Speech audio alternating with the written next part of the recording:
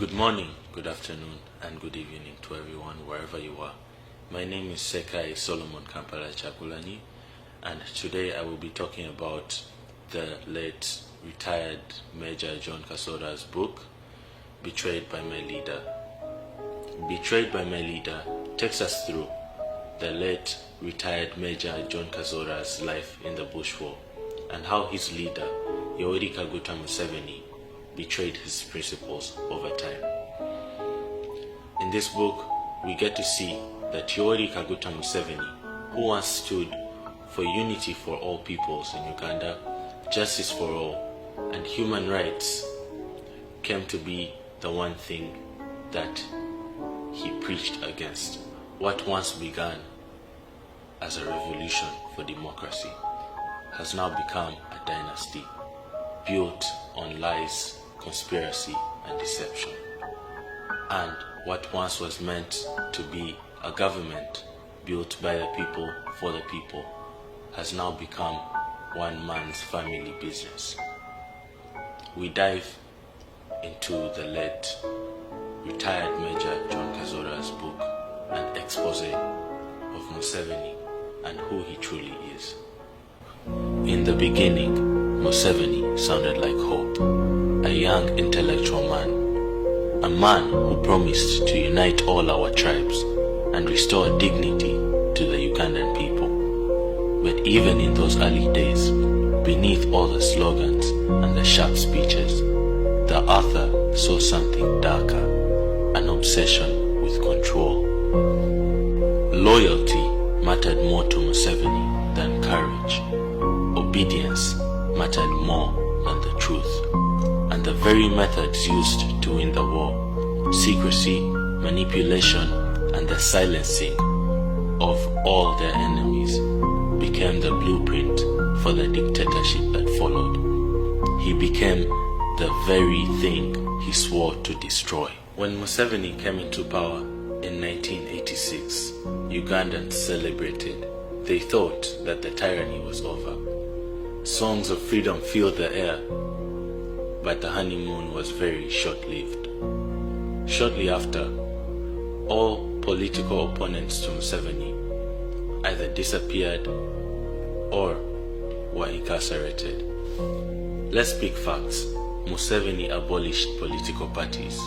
He abolished political parties and replaced them with a movement system, a one-man structure that demanded loyalty over political freedom and demanded loyalty over the love for your people.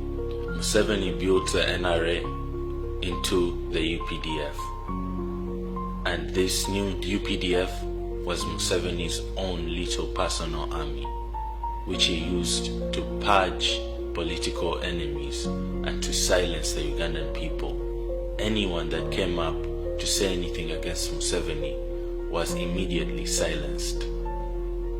Even his own comrades, the likes of Besigye, Sejusa, and Mushega, all were silenced. Some were exiled, jailed, and some were even killed. All of these among others. These were the tactics that Museveni used to intimidate and silence the Ugandan people right after he came into power. This is how Museveni has held power for such a long time. By the mid-90s, the Bush Wars dream was now gone, rotten.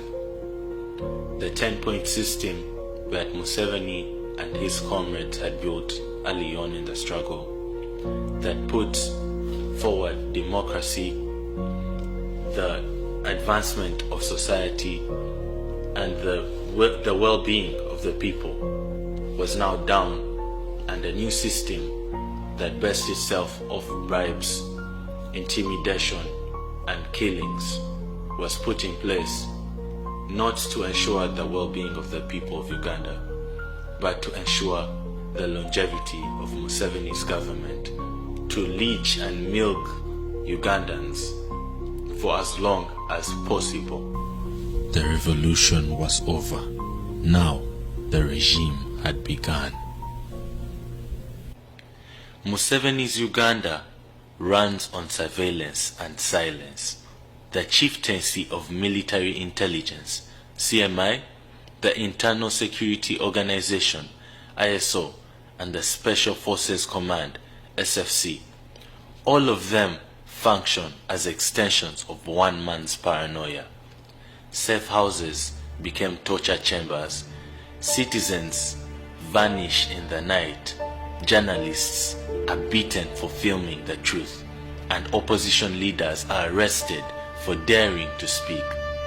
In this Uganda, you do not need to commit a crime to be imprisoned. You only need to think differently. This, my brothers and sisters, is how the revolution eats its own children. While the people are controlled by fear, Museveni builds a dynasty behind the curtains. Janet Museveni, his wife, becomes a minister.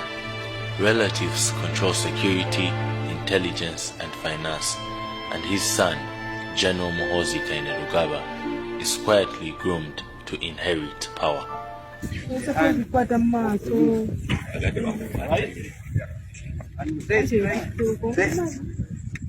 Make sure those people are not in this country.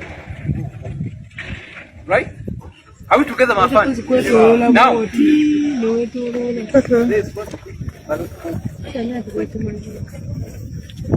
right? It's basic. All people who we have been with.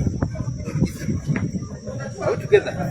Meaning, the last date of the retirement of the general, 20. All of them are. Right? Now, 2028. We shall identify officers specialized. We are doing now. Where the regions where they come from. What is called MK project. MK what? Project. MK project. Go against it. I am telling you, we shall crush you. We shall do what? Yeah, we shall crush you. I am not a Munyankole. I have never been a Munyankole. My mother is a Mutoro. Sawa. But to be who I am right now, I was told by Munyankole, I became a corporal by Munyankole. I became a Usumiten by Munyankole. I became a PC by Munyankole. I became a lieutenant by Munyankole. I am here in Rivertown by Munyankole. Yes, sir. So there is no way whatsoever that I can betray you. Right? So you have become an officer. I'm telling you this bitter message. I'm telling you what? A very bitter message that you have accepted. That if they come, he finished 2026, he comes, he hands over in 31, give us the blessing, then the MK project takes what? And if you want to enjoy this summit, I'm telling you, if you want to enjoy this summit, you must vote. Are we together? Campaign? Yes. This is not a conspiracy, it's a fact. Uganda, once a republic, has become a royal estate. Our forefathers fought against a monarchy, and they were lied to and manipulated into crowning a new royal family. But this time, the royal family is wearing military uniforms. In the book, we see the author talk about how the constitution has been manipulated. In 1995, when Ugandans believed in a new dawn, a constitution with term limits and age limits. But when those limits threatened Museveni's rule, he shredded them. In 2005, he removed term limits. And in 2017, I'm sure most of us have seen, and most of us were there during that time, when the age limit was abused and the age limit was removed in 2017. The author does not mourn for himself, but for a generation of people that have been deceived. The same guns that have freed Uganda are now turned on Ugandans. The same flag that symbolizes unity now flies over fear. He writes, "We replace the gun with the same gun pointed at us." That line defines Uganda today and the position we're in as a country. Now, my brothers and sisters, this is a call to action. Us as Uganda's young and restless generation, for us to unite, we need to work beyond this fear and this intimidation if we want to build a new Uganda where all of us are equal, where all of us have the same opportunities as the next person. We need to unite. The current regime survives through military control, manipulation, corruption, and patronage, but it cannot survive in a population where 80% of us are under the age of 30. We need to unite and look past all this manipulation. We need to look past everyone's tribes. We need to look past everyone's differences. And we need to all unite for the same cause, for us all to have the same opportunities, for us all to benefit from good healthcare, good education, and remove the elite ruling class from Uganda. Every single post, every single voice, every single one of us matters. If we do not speak up for our rights, Uganda will become a monarchy, passed down from Museveni to his son, and democracy will cease to exist. Ugandans will suffer more and more. Let us eradicate this disease from Uganda while we still can. Vote, vote, vote, vote. And after you vote, stay and protect your vote. Don't let them waste your vote. Don't let anyone undermine your vote. Don't let anyone undermine your vote. Vote. Vote, vote, vote, vote, vote. And make sure that your candidate is respected. Make sure your vote is respected. Stay there and make sure that no one is undermining your life. You have one life.